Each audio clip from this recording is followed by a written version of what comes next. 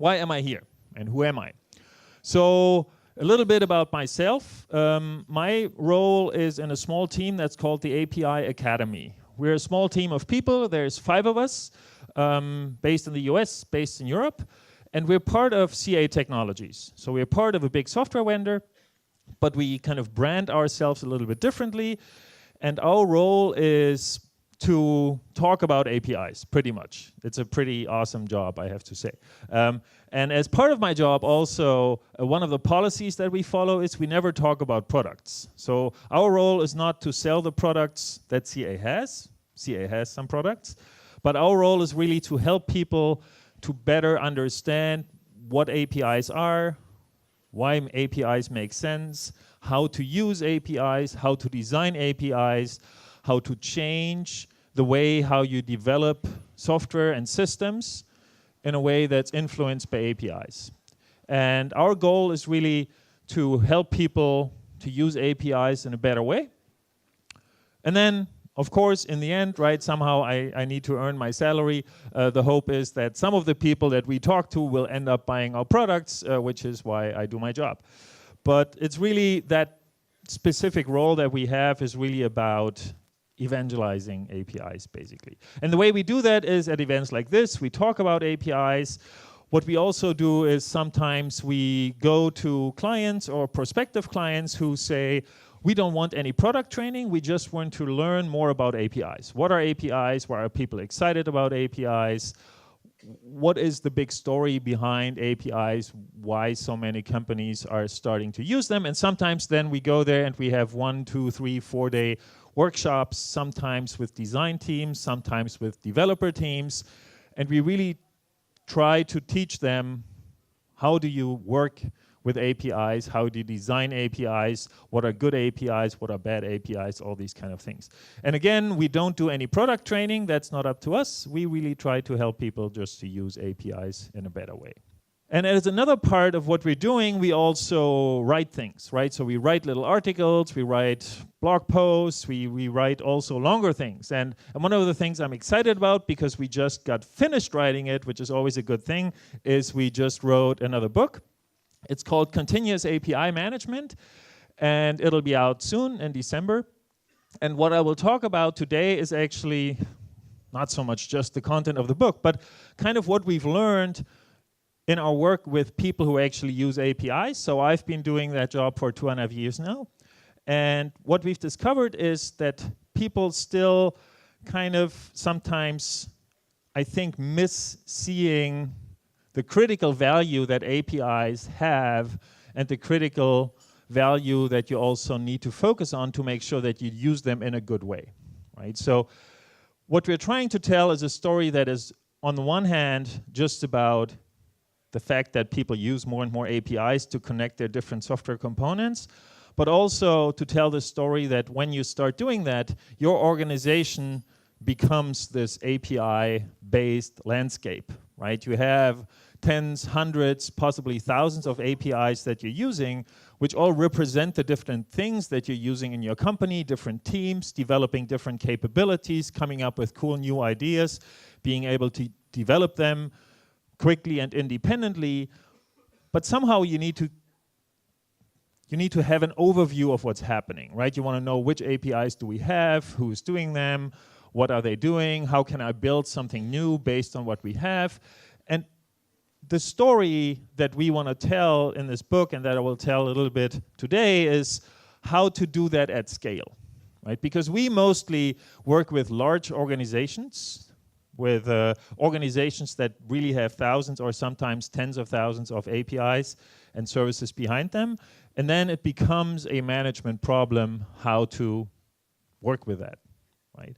And that's the story that I want to talk about a little today. And it also is a story that I want to bring to you as developers mostly, who are maybe developing APIs. And one thing, for example, that I sometimes encounter when I go to organizations where we are teaching people about APIs and we're being brought in as a team where somebody says, okay, we need to teach our people how to be better with APIs. And then we go in there and we talk to a room full of developers and we ask them, why are you doing APIs, right? And some of them don't even know. It's like, well, that seems to be a new thing that we're doing, so that's why we're here, right? It's like, yeah, that may not be the most effective way to actually do that, right? If people don't really embrace the idea of why they're doing APIs, they try to do them in a good way, they understand the value that they bring, they also understand that it's critical to build them in a good way, right? If people don't really subscribe to that idea and understand that it's important to do a good job, then I think a lot of value potentially can be lost. And I want to just talk a little bit about a story behind that. So there are three fundamental scenarios where APIs are used nowadays, right? So APIs, one of the stories that we often hear, and these clouds are supposed to be just organizations, okay? So a lot of organizations use APIs in some shape or form nowadays. I would claim every organization uses APIs, whether they know it or not. But there are three different scenarios, right? So one of the typical ones that sometimes are the scenarios that people come to us with first is the idea that you're an organization that builds APIs and you want to basically provide access to that API from the outside. So let's say you're this organization and you want to build an API that somebody else can use, another organization, right? And then a lot of companies have this idea, oh, and then we can sell that, right? That's a new way how we can make money. We build an API, we get external users to use that API because we provide value through it, and then we can monetize it. That's a pretty typical scenario, and there's some great examples that are always getting used of companies who make a lot of money selling API access, right? One of the typical things that always gets handed around is payment systems, right? Stripe, for example, is a company that has an API for payment, and everybody needs payment services, or most people need payment services at some point in time, and pretty much nobody wants to build them, right? It's hard actually to build them well. So if you can use payment services through a third party, that makes a lot of sense. So Stripe now is a multi-billion-dollar company, right? Because they sell API-based access to payment services, and that's very useful for a lot of people. So that's one scenario, right? The second scenario, it's a little different and kind of more transformative for a company as a whole, is this idea that you actually have your whole organization being organized around APIs also internally, right? So everything that is being built, every capability that is being built in the organization is exposed as an API. And whenever you start building something new, you use other APIs internally, right? So you basically repeat the same pattern that you have in this first scenario, but you do it on a more radical basis where you say, also internally, everything gets exposed to an API, period. That's how we do things, right? That is hard to do. I'll tell a little story how you can do that, right? And also about the value that can produce, but that's actually a relatively hard story to do because potentially you have many thousands of these, right, internally, depending on how complex your organization is. And the third scenario that's also interesting that often is not really looked at so much is the third scenario where you say we use external APIs, right? So if you, for example, you write an application that uses payment services and you use Stripe, you're doing this, right? So you're using somebody else's API by saying we don't want to do this, but we need it, so we use it through an API. That's good because then you don't have to implement a payment service, which is a hard thing to do. But it also introduces risk, right? It means that if Stripe goes down, you don't make any money because your payment service provider is down, right? So that are increasingly scenarios where if you build something in an API-focused world, it's good because you have so many more pieces you can play around with, right? And that was one of the points that Dave Farley was making in his keynote, right? That it's always good to build things in a more incremental way. No, I think what he said, what's that, incremental or the other word? Whatever, right? You build them up out of small pieces that you assemble, and then you can put in new parts and these kind of things. And that makes it much easier to change things, to change direction because of feedback and these kind of things. But it also means you need to manage risk if something you're using is external and suddenly it goes away, right? And there's lots of interesting stories around that. So one brief story around that is, anybody here has heard the story about Smite? Nobody? It's a pretty interesting story. It happened this spring. So Smite was a small company that had services around sentiment detection. So what they were able to do basically for social media, they give you an API where you can give them some kind of social media thing and they tell you whether this may be hateful speech or these kind of things, so that the social media services can flag things more easily and make sure that their content doesn't really contain too many bad things, right? So that was valuable. And then Twitter bought Smite, right? And the interesting thing was that a lot of social services were using Smite for sentiment detection and said, yeah, we need that because we want to make sure that we don't have racist and other kind of bad content on our site. And then Twitter bought Smite and shut it down, because they only wanted to use it internally and said, nah, we don't want to help the others, right? Now that we own it, we just shut it down. And that effectively shut down this whole service for everybody else. And a lot of services were struggling really badly because they didn't have an internal replacement. It was hard to find an external replacement. So basically there are two options where either we stop working for a little while and develop something internally, or we just don't do sentiment detection for a little while, which means probably that we will have pretty nasty stuff coming up on our service, right? So in some cases, right, it probably would have been good to say, well, if that is an essential service that you're using that's external, maybe you should have a replacement in somewhere, or maybe you should have a plan what to do when it goes offline. Right? So, and these are the kinds of things that in API-based scenarios become more and more important, because you have all these dependencies, right? All these things that you develop nowadays are this big network of interconnected services in a variety of settings. And when we talk to companies, and there's another little story to a company that I'm talking to right now, is sometimes companies come up with these digital transformation visions. And my hobby actually nowadays is to come up with a generic digital transformation vision that will work for every company. This is my latest attempt, so I'll read it to you because I'm proud. Our digital transformation initiative will turn us into the leader of the industry by allowing us to interact with our customers more easily and more frequently. By increasing the number of customer touchpoints and using the resulting feedback to quickly and relentlessly adapt and improve our offerings, we will be able to outperform our competition and turn into the market leader within the next 3 years.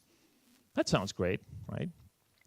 And a lot of companies are doing this nowadays. So when you go to big organizations, often they have these high-level vision statements that revolve in some shape or form around digital transformation, right? They want to move away from just selling goods to selling services, to being able to sell services in a way that changes more quickly in response to what other companies do, what their customers want, and all these kind of things. And that's all good. I totally believe that. But then sometimes, so for example, that, not quite that, right? But something similar was happening in that organization that I'm engaged with right now. And then I asked them, okay, I'm buying that. What are you doing to actually make that happen, right? And then it was kind of magical to me. They had no API strategy in plan, no program how to actually do that. So it kind of seems that sometimes there's this idea that digital transformation is actually a scary thing where people say, oh, we should do this, but they really don't have a good idea how to approach it and how to actually do it in a systematic way, right? And that almost may be similar to what Dave Farley was talking about, like in a more scientific and engineering process around how do you actually do digital transformation, right? It's a super fuzzy term. What do you need to focus on? And the thing that we focus on, like I said, is APIs. I'm not claiming that if you get APIs well, that digital transformation will work for you, right? You still need to have an actual good business plan. But my claim is that if you screw up with APIs, you have wasted a lot of potential that you could possibly realize. And digital transformation really is something that is scary for a lot of people, so I try, because that's my job, I try to travel around and get people scared about APIs and digital transformation so that they listen to me. And I try to do that in a localized way. So I was looking for a scary animals in Sri Lanka. Is that something you have here, or did I mess up? No? Yes? Do you have that here? Damn it. But I'm sure you have some scary snakes. And I did that for a couple. So on my travels, I really travel like the globe. So that was scary digital transformation in the Western US. That was Australia. That's Japan. That is South Africa. That was South America. And that was, I think, Europe. But as you can tell, digital transformation is scary everywhere. But once again, right, the thing that sometimes people are missing, and that's the reason why we wrote this book and why I'm standing here and talking about what I'm talking about, is that digital transformation is this very fuzzy concept of being able to adapt more quickly to customers, and at some level you could say it's almost like being more agile as a company at a very, very, very high level, right? It's this idea of stopping to do just one thing and starting to do something that you can adapt as you go to new delivery channels, to new services, to new partners, to new threats that you might see. And I think there's two axes to that, right? One axis is actually the focus, and one of the focuses I think should be on the API strategy, because digital transformation, in my view, can only work when you do a good job of separating the things that you want to then recombine for different services, right? And the better you separate them, the more easy it is to build new ones, to switch them out, to combine them in new ways. So you need to have this strong culture of separating things so that you can combine them in new ways. And that combining them is not something that includes a lot of risk, right? Because that's the good old monolith story, right? If you pull out some piece of a monolith, sometimes everything else crumbles, right? And that's not good. So you need to have a strong story in that API strategy direction, but you also, I think, need to have a strong story in the scale direction, right? Where you say, we don't just have to be good at designing and delivering APIs. We also have to be good at doing that 100 and 1,000 times so that we can scale with our APIs, right? And that is where a lot of the engineering story comes into place, right? The more systematic you are at doing APIs, the more easy it becomes to scale them. So teams need to know what they have to do. You need to help them. You need to empower them so that they can more easily do their job of building more of these components that you can then recombine, right? And sometimes what we really see in these companies, and this is actually me. So this is a picture of like a couple of years ago, we went to the Grand Canyon. And our plan was to run across to the other side, which is super cool, but it's also a long way, right? And then it was the same kind of question, like you stand like at this rim of this thing and you say, yeah, it's a good vision to have the idea to get to the other side, but how do you actually do that now, right? What's your strategy? How do you allocate resources to actually do that? How do you deal with the fact that things probably will go wrong at some point a little bit, right? How do you adjust? So in some companies, I think there's not enough sort of program and strategy in place to not just say we'll do digital transformation, but to also closely look at what does that mean? How do we systematize things so that people can focus on the creative parts, creating innovative new parts, but they still can execute their ideas in a way that works well for us as an organization, right? So ideally, right, you want your teams in a big organization to focus most of their energy on creating value, right? And focus least of their energy on doing the boring stuff, right? And I think APIs are one of these cases where if you do it well, you can actually make it much easier for people to do the right thing, and you can still make it possible for them to contribute to this overall picture of the company creating value, right? So you have to follow these basic 3 steps, I think, and sometimes that is something where I see some organizations lacking, right? So you need this vision saying, yes, digital transformation, wonderful, we'll do that. And I think that's a good vision to have. But you also need to have a strategy how you actually now allocate resources, right? How do you educate your teams? How do you empower them? How do you support them? How do you make them understand that this is important, right? Don't just say, we're doing APIs because we have to, but really make them understand why it matters, and that if they produce something that is a great idea, but is really hard to use as an API, it diminishes the value of what they're doing tremendously. So please don't do that, right? And trying to get this culture into organizations is not easy. It takes time, and sometimes it's organizations like the companies we often work with that have done things differently for decades, right? So it's really hard to change that.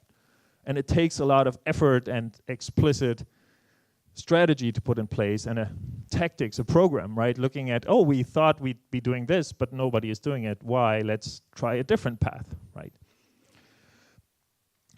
And one of the important things that I think sometimes are a good starting place, in particular in older organizations, are what we call API archaeology.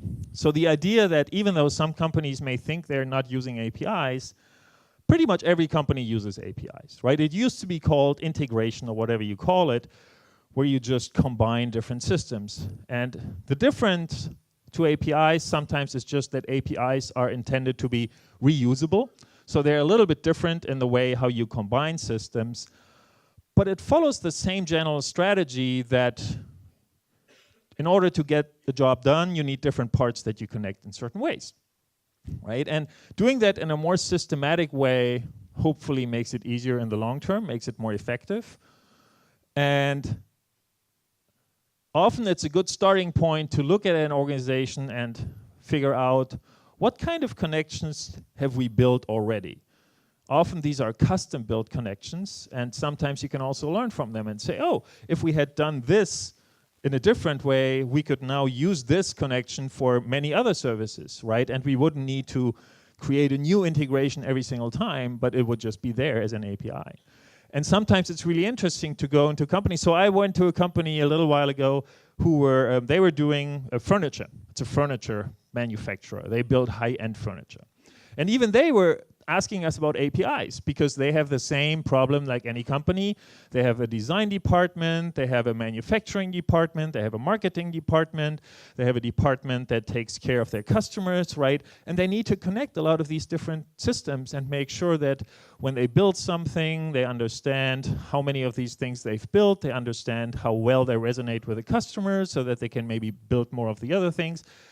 And that alone is something where if you do it well, over time, it's easier for you to improve your company when you've done that with APIs, right? So they were even understanding that, and we went there and we explained that to them, and they were interested, which is why they asked us to come, right?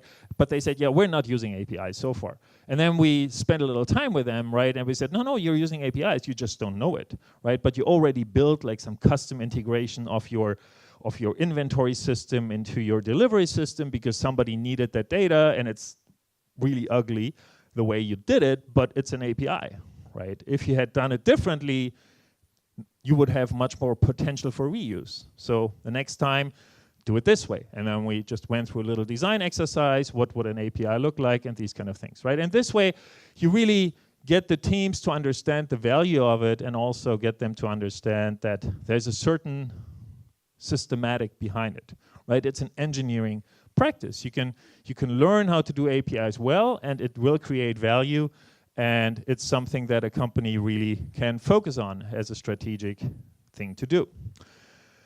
And one story I really love to tell, because it's a story kind of everybody knows, maybe not the exact story, but everybody knows the brand name. So Jeff Bezos, CEO of Amazon, right? So, and like I said, if you want to read this stuff, my slides are online, right? So you can actually go here and click on this, and then you will actually be able to read the actual thing. I won't do this right now, but like I said, it's linked from the slides. So Jeff Bezos, the CEO of Amazon, and actually I should put it up there, I haven't. That was in 2002, that was a long time ago, okay? And in 2002, Jeff Bezos, super smart guy, and he said, from now on, everything that we do will be services, and this is how we do IT stuff. And he did that because back then, Amazon was just an online retailer. And he realized we're building all this massive computer infrastructure, with servers, storage, all this, just to run our online store. And that's fine, because that's what we need. But who knows? Maybe after a while, we can also use those compute facilities in a different way, right? And that is why we have Amazon Cloud Services nowadays. So in hindsight, that was pretty smart, right? Which is why he's the richest man on the planet. But it tells you, right, that if you have this mindset that it pays to be more flexible, so that over time you can adjust your strategy depending on how the market moves, right? You can harvest from that later on. But the important thing is also to realize when he said that, he also knew that this would be expensive and hard, right? It was not something, that's usually my red flag when we talk to companies and we ask them about digital transformation, and they say, yeah, tell us how we can save money with this, right? And then it's like, no, this is this is not the right conversation to have. Digital transformation is an investment, right? It will be potentially expensive and painful, but in the long term, it will help you survive, right? And there's a very nice additional story to the Jeff Bezos thing, which is the second thing. Again, it's linked from here. If you want to read it, you can go there. And that's a story of one of the people who worked at Amazon at the time and who had to live through how they actually do it. So they had to go through this whole exercise of ripping their whole monolithic infrastructure apart, building all these things as self-contained services with well-defined APIs, and the mandate was very clear. Every API, every service needs to have an API. The API needs to be designed in a way that it potentially can be externalized, and the only dependencies between services can be through APIs. And if you have a complex IT infrastructure, I guess you can imagine a little bit how hard it is to re-engineer all of your IT infrastructure to follow those rules. And it took them years. It literally took them years. And it also took them a lot of learning, and they had to build a lot of tools because back then there weren't that many tools around. And the one big takeaway from that for me always is to keep in mind that this was not for cost saving at all. Right? It was a long-term investment, and in that case, it was driven from the very top, right? The CEO said, you people go and do it. I don't care what it costs. We need to do this. And that often is something where I think in a lot of organizations, it's not quite as much driven as an investment. It's more seen as something that, yeah, that'll happen as a side effect, or maybe we can save some money with it, right? So I think sometimes it's important to take a step back and think about what are the potential gains that we could have. And again, right, if you look at the story from today's perspective, right, this move was what enabled Amazon to create their cloud services. So all the things that we see nowadays where Amazon is this impressive tech player came out of this initial mandate by Jeff Bezos. Right. So that was very visionary back then, and nowadays probably it doesn't take quite as much of a visionary view to even approach it, but still executing it well is not that easy.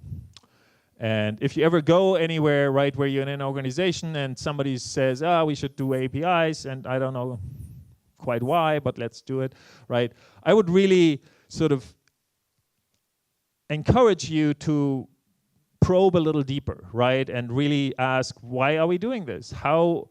What's the plan to create value out of this? Like, what's the big picture? Why should we be engaged in doing these things? And I think that is really something that in some organizations could use some improvement. One of the things that we've been doing, I will go through this rather quickly, is for this book, right, we try to come up with a little bit more systematic view of what does this API landscape management actually mean, right? So if you have hundreds and thousands of APIs, what should you have in place, right? How can you make your organization more effective even when you look at digital transformation as an investment?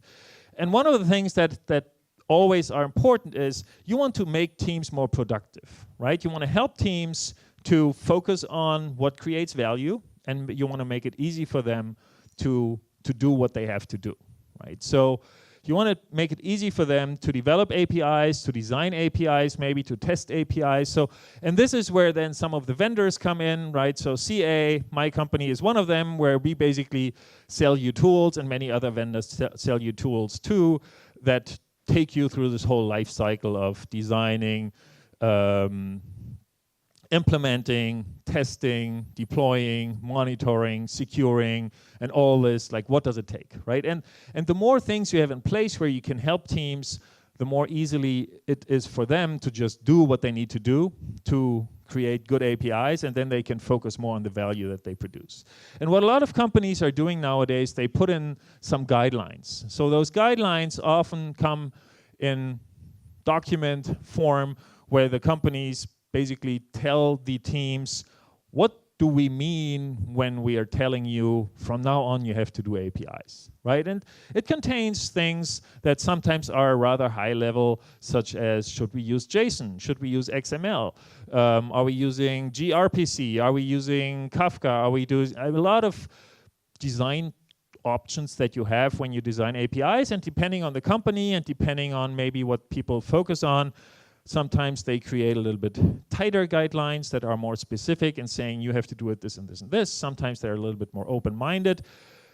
But mostly what we recommend people to do is to say, explain all of your guidelines to the teams, right? And talk to them, because you're telling them basically to deliver products in a certain shape or form, and you should have a reason why you ask them to do it, right? It's the same that if you're a company that builds any other kind of product, and you would say from now on all of our products have to look like this, it would be a good idea to tell people why you're doing this, right? Otherwise they would just get kind of dispirited and just do it in some way, right? They don't really understand why.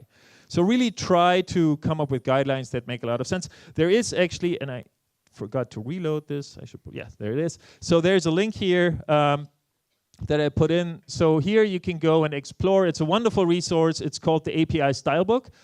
And it's a resource where you can find some of those guidelines online. So some of the organizations, the big organizations that have API guidelines, they publish them online. So you can find Microsoft, Google, Netflix, the White House has also API guidelines. So you can find a lot of API guidelines online. So if you're ever wondering what are organizations doing, you can go to this API Stylebook, and they actually have a collection of these to just check out. It's an interesting resource to just browse through and think about what do organizations do. And sometimes that's also something where we help organizations. So right now, right, we have one of these organizations, and basically we help them to come up with their own guidelines, because they say we should probably have that, or basically we convince them that it probably would be a good idea to have them, and now we're helping them to create them, right? And it's probably a good idea to have those. And then you also need to have some model how you help teams to actually comply with the guidelines, right? The guidelines basically say this is how we do things around here, and then you should also, for every single where you say this is how we do things around here, you should also say, and this is how we help you to do it that way, right? Because that should be your role if you're in this part of the IT team that is about infrastructure. Your role now is to empower the teams to do the right thing. Right, so step away a little bit from telling everybody how they have to do things, but tell them what they have to do, and then help them with possible ways how to do it. And we've tried to systematize a little bit how you can do that. So I will not go into the details of this. So for the book, we came up with this idea that there are API product pillars. If you design API products, right, there are these things to take care of. So there's strategy, design, documentation, development, testing, deployment, security, monitoring, discovery, and change management. So all these things are things to think about. And we tried to come up with some ideas. I think now it's dead.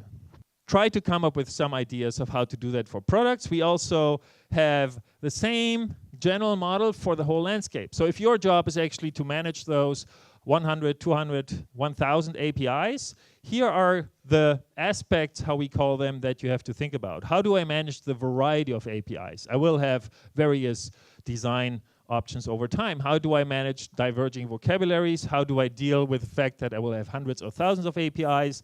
How do I deal with with the fact that they will change? How do I deal with the fact that they're open, so I have to secure them? How do I even help people finding them? How do I manage the visibility of them?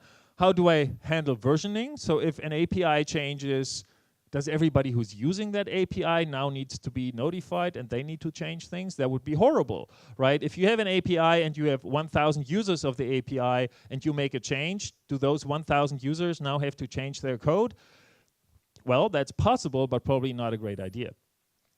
So that's another thing, and volatility is also one of the things to keep an eye on. That was the story that I told you in the beginning.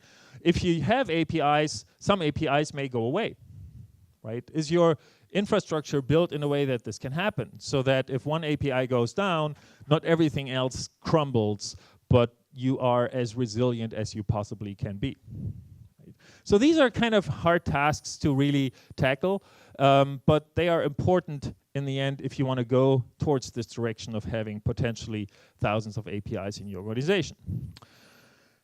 And where this all comes to, in my mind, is anybody here familiar with the concept of Maslow's hammer? Nobody? It's Abraham Maslow is a psychologist, and there's a famous saying by him that says, if the only tool that you have is a hammer, every problem looks like a nail. And it's similar with APIs, right? So API design is actually not easy. So for example, if you have scenarios where you have millions of interactions per second, it's very different design than stuff where once a month new data becomes available, right? So there's very different designs for different scenarios, and it's not easy to really build up a design culture where you are able to design all these different problems all through APIs, but through different kinds of APIs that are a good match for the problem that you're trying to solve. So what you want to do is you want to empower your teams to pick the right designs, and you want to do that in a way that scales for your company. And to me, one of the things that I always said, so I worked at universities for a long time, and when I worked at universities, I mostly looked into web architecture, internet architecture. Why does the web work, right? That still fascinates me to this very day. How does the web work? How is it possible, right? And I always compare APIs to the web, so to speak, in the sense that I had a door sign in my university days. I had a door sign that said web plumber. So I called myself a web plumber because I wasn't concerned with what's on the web, but how does it work, right? And I think APIs are very similar in the sense that you could think about them as plumbing. It's not a very glamorous way of putting it, right? But think about plumbing for a house, right? If you think about plumbing for a house, you would never buy a house because it has great plumbing. Right? You wouldn't go there and say, oh, that house is great because it has great plumbing, right? You just expect it to work, but like there's different qualities in a house that you're concerned with. But on the other hand, if a house had bad plumbing, you wouldn't buy it, right? That's kind of a no deal where if the plumbing is all screwed up, you're saying, no, I don't want this, right? This is broke. And it's the same with APIs, right? If you use APIs well, it's like good plumbing. You can connect things in new ways, you can do interesting things, and everything just works as you expected. If you use APIs in a bad way, like lots of things might go wrong, and it might compromise a lot of the value that you might otherwise be able to realize, right? So it's really something where it's important to keep an eye on the fact that APIs are essential for making digital transformation work, but they're not the only thing, right? You still need to have good business ideas and all these kind of things. And there's one last thing I want to briefly mention because it's dear to my heart, and that's because that's what I worked on most of my life, so to speak. And as a German, I'm required to talk a little bit about cars.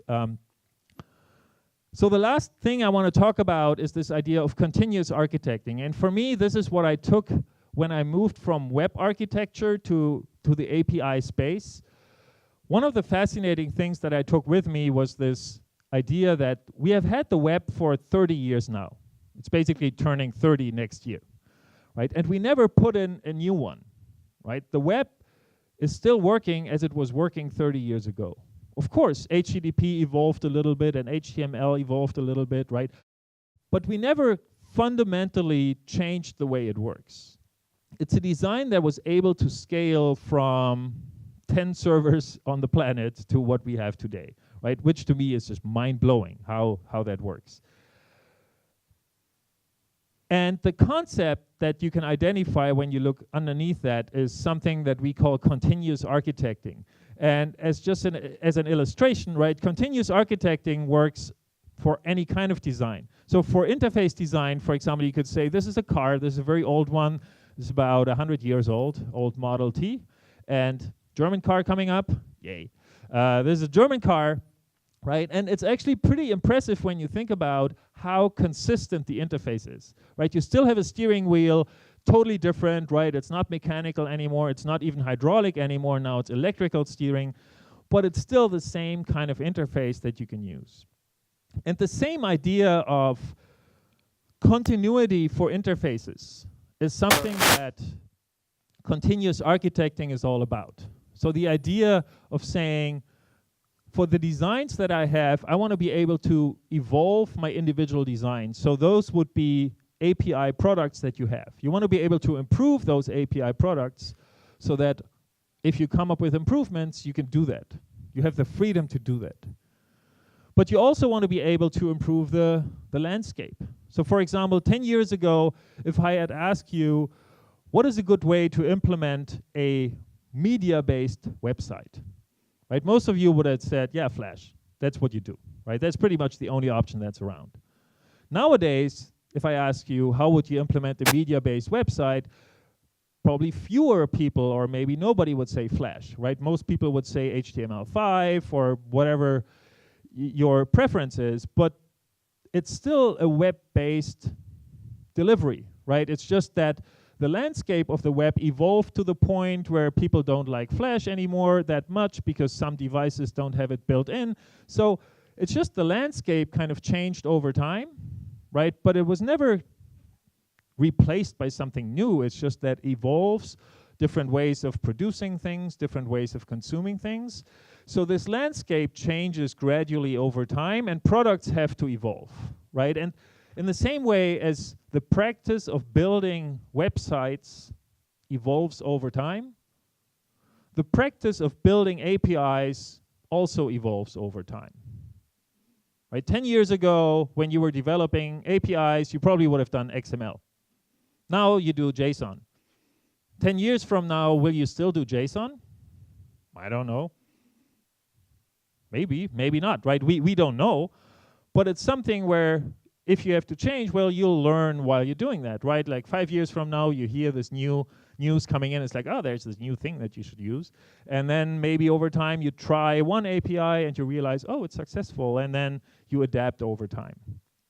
And this idea of continuously evolving the practices that an organization has, this is really what we mean by continuous architecting, right? And that's the deep underlying idea of basically using APIs as this fabric that connects everything and that follows certain rules, which is exactly how the web works, right? Everybody follows standards, everybody implements things, whatever they want to use, and that's how it works. Jumping ahead just a little bit here, in conclusion, what I would like to leave you with is just this idea that if you work on APIs and your job, part of your job is to design them, to use them in a responsible way, to program with them, keep in mind that there are these different scenarios that you have. You provide APIs to external consumers, you use APIs internally to connect your components, or you use external APIs that you want to use to avoid having to develop all of your capabilities. And all of these things really depend on having solid API strategies and programs in place, right? Making this basically engineering where you say APIs are the underpinning of how our organization connects stuff, so we should really be good at using them, right? Because if we're not good at using them, we waste a lot of potential, which would be sad.